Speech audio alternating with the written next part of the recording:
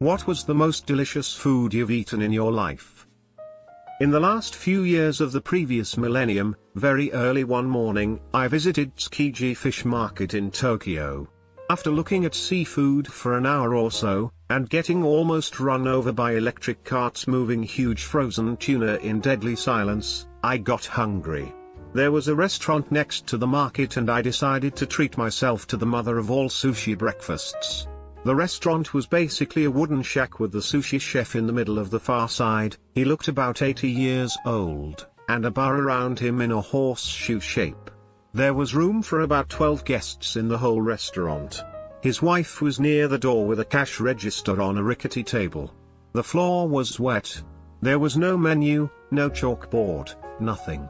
You sat down at the counter, talked with the chef about your preferences, he'd make sushi, put it on the bar, and you'd eat it. No plates, no chopsticks either. Really good sushi is finger food. I made conversation with him in my serviceable but absolutely not fancy Japanese, and suddenly his face lit up and he said, "Try this one." He put a piece of sushi I didn't recognize on the counter. "What is it?" I asked. "Raw fish liver" was the answer. Well, he didn't say fish, he said a Japanese word I didn't know, which I assume was the name of a fish. That piece of raw fish liver was the best thing I ever ate in my life. 20 years later, I'm writing 250 words about it on a website. This still makes me feel like the best food is usually in small family-owned establishments, not large restaurants. Masala dosa from a street cart in Kanyakumari, India. I sampled an award-winning cheese once that went for $80 per slice. With fancy cheeses, it's more of a chunk. I took a chopstick and smeared its tip with the creamy white stuff and put it on my tongue. It must have been how I was breathing when I put it in my mouth, but it almost knocked me off my stool. It's almost pointless to use words of flavor here. You have to understand I was expecting cheese flavors, nutty, buttery, salty, tangy, stinky, sour, etc. This was still cheese and these familiar flavors were present, but there was something much more powerful as well.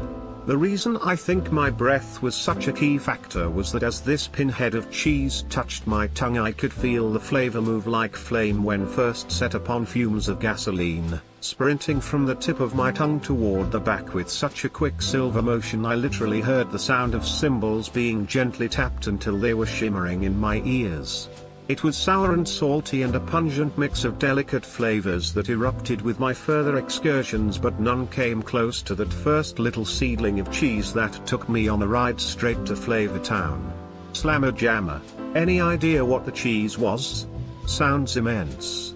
A picture of sangria on the boardwalk of Barcelona on an INTF night after a particularly harrowing transatlantic flight. It was just heaven. I have no idea what the dish is called, but it was wild boar and pasta. And it was delicious. I don't know at what place I ate it, I just know it was in Lower Manhattan in 2014.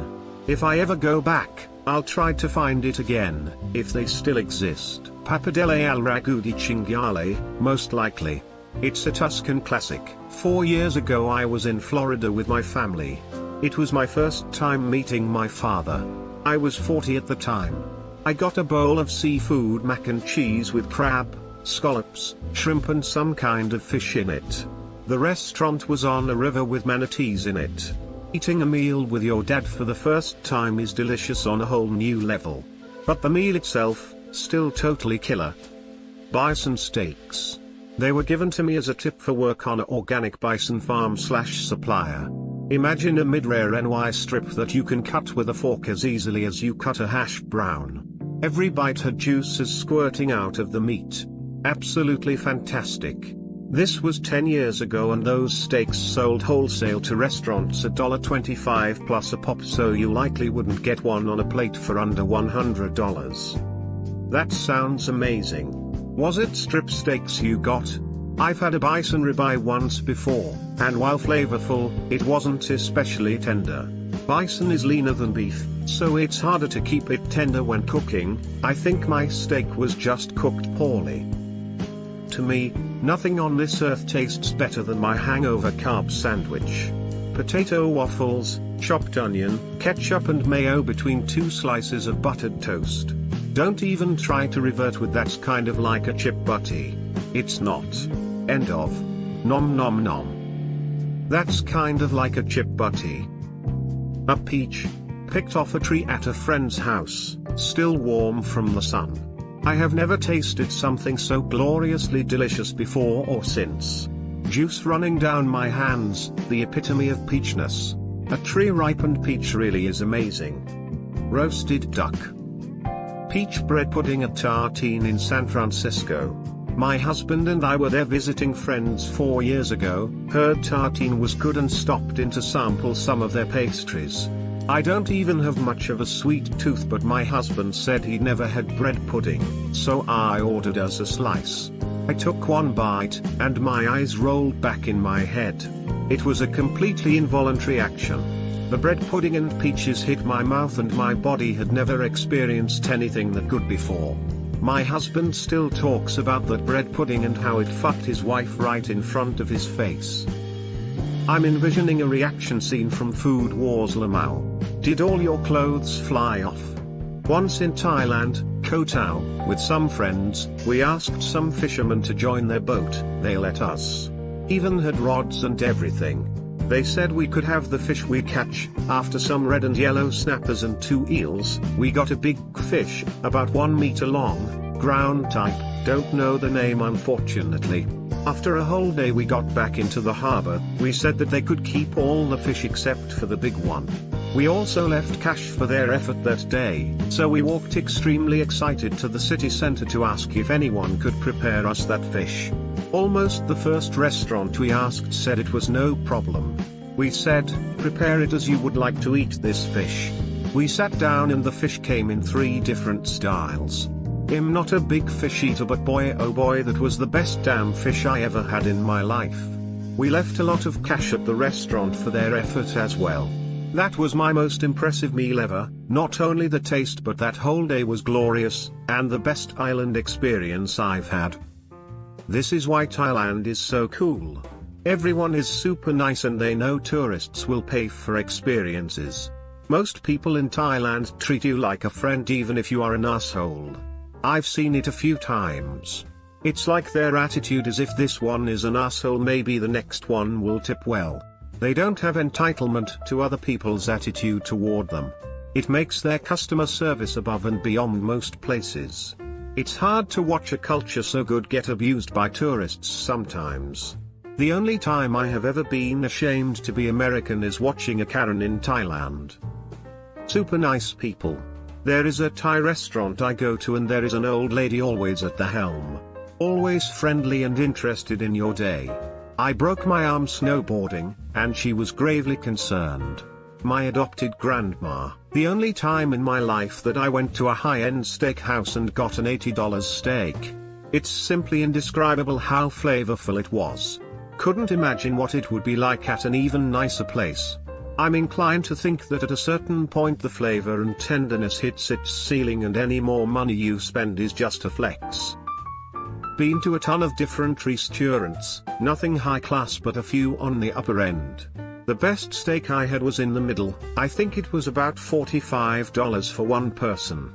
Wife and I splurged on a steakhouse that's $150/person plus drinks. Amazing experience and would go again. Food was spectacular, but you more or less pay for the experience. Real sushi made by a real sushi chief. I feel bad for people that have never had authentic sushi. I used to think Publix had decent sushi until I finally went to a real sushi bar. Now I'm a sushi snob, despite not eating it very often. It sounds like real sushi ruins you, so you can't enjoy franchise sushi. I really like Yo Sushi, and even though I know it's westernized and substandard, I'm worried if I ever have the chance to try real sushi I'll never be able to enjoy cheap sushi again. The day I first saw Star Wars back in 1977. I was 12 and spent the day with my new stepbrothers. After the movie we went to a restaurant on the Tacoma waterfront called Klinkerdagger, Bickerstaff and Pets. It wasn't so much the dinner, it was good, but the dessert was burnt custard, creme brulee. My god, it was good. I still remember it 43 years later. No other creme brulee has come close. What a name for a restaurant. Until Hassan Pfeffer, Cohen Bratherton and Shalene Brandigi came along. Authentic shawarma. Chicken/other meats, fries, and that glorious garlic sauce. I've had shawarma and all the sides at an authentic Lebanese restaurant. Definitely some of the best food I've ever had. They were bringing out freshly baked pitas with a za'atar spice dipping oil, which is one of my favorite things ever now. I think one of my top 10 meals was the first time I got super drunk and got a hangover. I was in Germany and it was my first time truly drinking, and definitely overserved myself. We went on a trip a few hours away the next morning and I wanted to die. I was so ill. Once we got to Freiburg, we stopped at a little outdoor cafe and got lunch. I remember it was this salad with a chunk of salmon on top. I took my first bite and I swear to you I nearly cried. It was so unbelievably good. Had just the right amount of acid and fat to it, perfectly dressed, just the whole 9 yards. Probably the best salad I've ever eaten. It felt like food for my poor, sad, hungover soul. A hot, classic Cinnabon roll. I was camping on the Cabot Trail, a long time ago. We saw this out of nowhere seafood shack. So I ordered a lobster roll. Guy comes back and tells me I can't believe it, we actually don't have anything fresh. If you're not in a hurry you can wait, we should have some in a bit. We weren't in a hurry, we just sat and had a few drinks and some appetizers. I don't know if he actually went out and collected some from traps, or if there was just a truck coming in or something with it. But what I had was this glorious meal with the juiciest lobster literally spilling out of the bun onto the plate that melted in my mouth. The first real date with Kay, we had a picnic where I made gazpacho, lobster salad on a roll, and champagne. That clinched the deal. We were married for nearly 25 years before she died. Edit, after the picnic, we were driving back to work and she asked if I had a toothpick. I gave her the one from my Swiss Army knife. She picked the lobster flesh from her teeth, then tossed the toothpick out the car window. I married her anyway. Pulled pork sandwiches from these two old black dudes who would park their smoker on the side of the road. They were retired and cooked for fun, so they didn't have a set schedule. They just get bored some days and start cooking. I've yet to find any better barbecue. Roadside barbecue is the best barbecue. They made their own sauces and slaw too, and the entire time they were making your sandwich they would talk shit about how it would be the best pork you ever had. They weren't wrong. Went on a school field trip with my French class around 2 years ago. We went to a nice, French, restaurant downtown. First 2 courses were bland/mediocre. I had to go fetch pepper and salt for my classmates because there were no shakers at our tables. Then they brought out the final course, dessert. We had to pick what we wanted to eat before the trip. Most people went with a brownie and whipped cream, but my mother forced me to pick something I'd never tried before, pudding chamois, à la mode. They put it in front of me. I took one bite, and I was in heaven. I still think about it from time to time. The cake was soft and rich. The caramel sauce was just so good. The ice cream brought everything together. It was the perfect dessert. Others were laughing at me because I was doing that corny close your eyes and go thing and muttering holy shit. Here's a pic of the dessert. One day I will make it for myself. https://uploads/site/3/2018/08/2019111/9/puddingchamois.jpg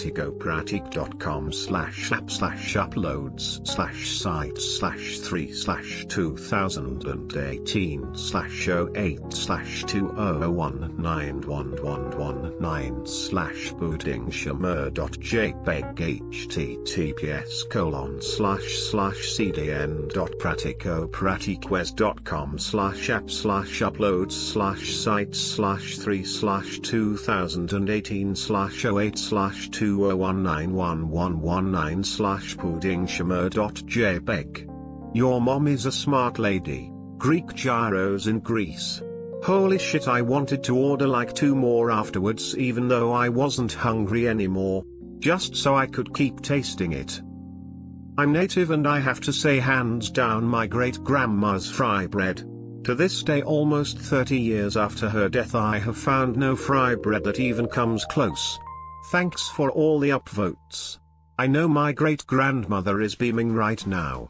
She was 108 when she passed away, so she had many years to perfect her fry bread. Had a taco made out of fry bread at a food fair thing at Haskell College, a college for Native American/American Indian students. Well, they called it a taco, but it was more like chili on fry bread with toppings. So good. Went on a Baltic cruise a couple years ago, and on a stop in St. Petersburg, we went to this restaurant/live Russian folk music spot. For dessert, we were served a baked pear. I'm not even sure I'd eaten any pear in my life, let alone a baked one. I can't remember what was on the pear, if anything. Everyone at the table was just in awe at how delicious they were. Will never forget. Never eaten a pear? How is that possible? What's a potato? I lived in Orlando, Florida, and there's a place near downtown called Pom Poms. They mostly make specialty sandwiches which are all made from super fresh ingredients. They have a sandwich called the Momaling's Thanksgiving. It's turkey, gouda, stuffing, ginger cranberry chutney, mashed potatoes, cream cheese with a side of gravy. It is the best sandwich I have ever eaten. It tastes like the best Thanksgiving dinner you've ever eaten. Check the place out if you're ever in Orlando. http://pompoms.com/menu/pressed sandwiches/ I haven't tasted it, but only a genius could come up with this. Mashed potatoes in a sandwich. I bow. 2 fish dishes. 1. Charcoal grilled Nile tilapia with veggies. Served near Bahir Dar, Ethiopia. 2. A freshly caught fish from the Mediterranean in rural Greece. Just lemon and salt on that one. Unbelievable. Oh yeah, the ribs at a trendy Vietnamese place in DC. They had a prix menu where they brought out dishes of increasing spiciness. The last course was these ribs marinated in honey and Vietnamese whiskey. It was a reward for climbing Mount Spicy and delicious beyond words. My great-aunt's lasagna. Pity she disowned my mother and me when my mum finally got up the nerve to leave my idiot abusive dad, her nephew. Savory? Has to be authentic green chili rellenos in New Mexico sweet. A sticky toffee date cake with honey liqueur, butterscotch and whipped coconut cream. Dude, those chili rellenos in NM, I remember they brought out a basket of sopapillas with lunch, just because. We didn't order them. It was just part of the deal. Great call. This particular version of Iberico ham when I was in Spain. Straight up just melted in my mouth without chewing. Boyle, is that you? Nice. Penang prawn curry with sticky rice from a beach shack in Thailand. Traveled there 4 times for that meal and I have the GPS coordinates tattooed on my back of its location. So if you are found dead somewhere, they can return your body to those coordinates. So when someone finds me dead, they have a cool little treasure hunt. I wanna give someone an adventure from beyond the grave.